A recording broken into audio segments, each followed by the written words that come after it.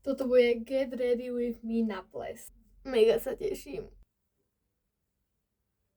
Tuto som si začala robiť make-up, vo finále sa mi dosť páčil a vlastne na ten ples ideme celá rodina, pretože usporiadáva ho vlastne mamina práca. Takže tak a kúpili sme si tam 13 tombolových lístkov, ale predalo sa 566, takže sme moc nemali žiadnu veľkú šancu. Teraz bude ten najlepší moment z celého Get Ready With Me.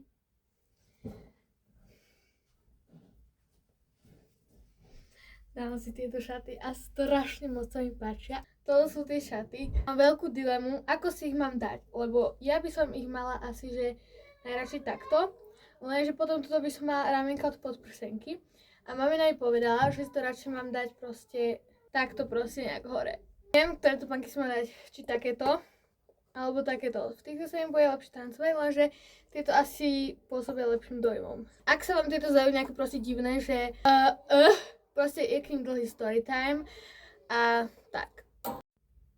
Jeden malý problém, že ho tam vôbec nevidno.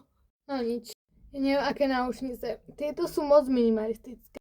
Tieto nie, pretože sú až príliš. Tieto neviem. Neviem, či nevyzerajú tak moc gíčovo. A ešte tieto sú navíc. Samozrejme, vždycky chodím za maminou, čo si ona myslí a ona mi poradila, že radšej tieto.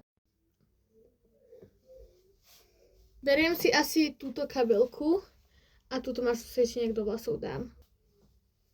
A toto bol môj účes. Knock on wood.